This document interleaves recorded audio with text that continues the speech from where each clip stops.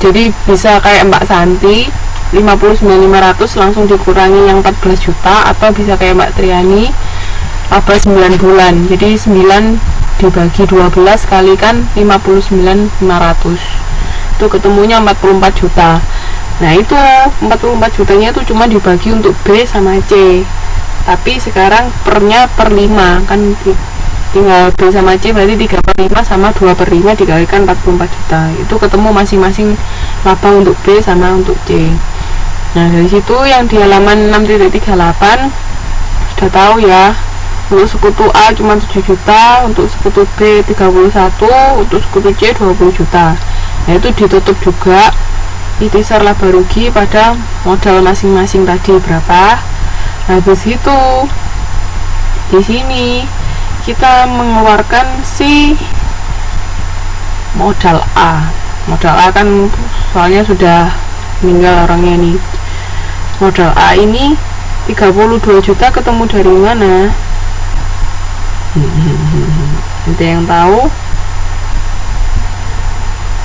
Modal A awal bisa dilihat di yang halaman 6.36 itu kan pertama 25 juta modalnya ya kan, 25 juta. Habis itu ditambah ini labanya 25 juta ditambah 7 juta 437.500,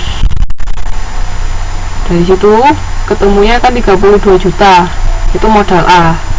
Nah terus habis gitu dikurangi si privenya.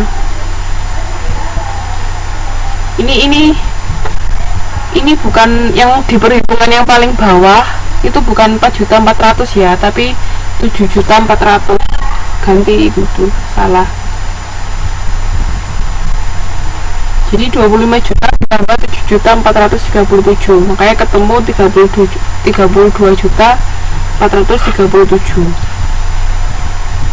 Yang di bawah sendiri ya, 6.38 bawah sendiri. Terus habis itu ada prive kan, privenya dari yang awal itu si A ngambilnya 5 juta. Nah selisih antara modal A sama prive A itu kita jadikan sebagai hutang kita ke ahli warisnya si A. Jadi nantinya akan kita bayar ke ahli warisnya si A, yaitu 27.437.500. Paham sampai sini? Ada yang mau ditanyakan? Pokoknya alurnya sama kok. Ini kan tinggal ditutup, tahu pembagian labanya berapa, kontribusi yang meninggal itu berapa bulan di situ di perusahaan. Ada yang mau ditanyakan sampai sini?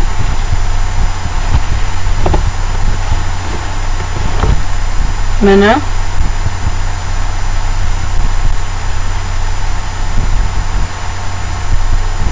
Paham? Yang lain gimana kok? Yang lain nggak bersuara.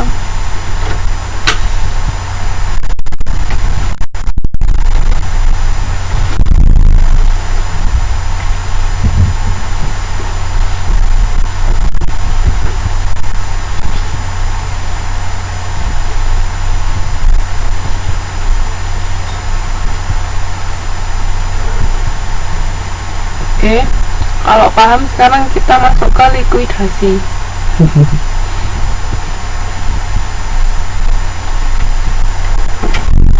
Ya, kalau langsung dibayar ya berarti kreditnya kas, tapi berhubung ini nanti masih dibayarnya, makanya kita masukkan jadi hutang. Nanti tergantung dari soalnya ya Mbak ya. Kalau misalnya langsung dibayar ya berarti kas kreditnya. Oke, ada lagi yang mau ditanyakan? Oke, sekarang kita masuk ke likuidasi perusahaan. Jadi kalau likuidasi perusahaan itu berarti perusahaan menghentikan kegiatan usahanya, jadi sudah selesai, nggak mau lanjutin lagi. Nah ini caranya itu sama sebenarnya prosesnya, bisa dilihat di contoh halaman 6.39 yang bawah sendiri itu. Misalnya persekutuan MNO, anggotanya terdiri atas Mono, Nuri, dan Otong, membagi laba atau rugi dengan perbandingan 5:3:2. Terus pada tanggal 29 September mereka sepakat untuk menghentikan kegiatan usahanya sesudah menyesuaikan dan menutup buku-bukunya. Pokoknya tetap ya, ketika mau ada yang ganti atau mau ada yang meninggal atau mau menutup usaha itu harus disesuaikan dulu, dinilai kembali dulu, terus ditutup semuanya. Nah, habis itu ketahuan neracanya, aktifanya ada kas sama non kas sebesar 22 juta sama 128 juta. Terus pasifnya ada hutangnya sekian sama masing-masing modal sekutu 44 juta ya. Nah, di sini yang aktifanya langsung dibedakan jadi kas sama non kas. Nah, terus ini laba atas realisasi. Jadi misalnya yang halaman 6.40 yang A, misalkan persekutuan dapat menjual seluruh aktiva non kas. Jadi aktivanya dijual dengan harga 145 juta. Dengan demikian berarti kan perusahaan dapat laba 17 juta ya kan, soalnya kan aktiva non kasnya aslinya cuma 128 juta, tapi berhubung dijual lakunya 140 juta, berarti perusahaan laba 17 juta.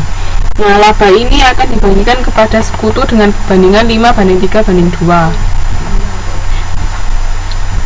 Bagikan ya jual berarti 5/10 kali kan 17, terus 3/10 kali 17 sama 2/10 kali 17. Gampang. Nah, habis itu sudah. Sekarang kita masuk ke yang bawah itu prosesnya. Ini saldo sebelum realisasi, kasnya kan 22 juta ya toh, kasnya 22 juta, terus aktiva non kas 128 juta, hutangnya 18 juta, terus masing-masing modal 44 juta.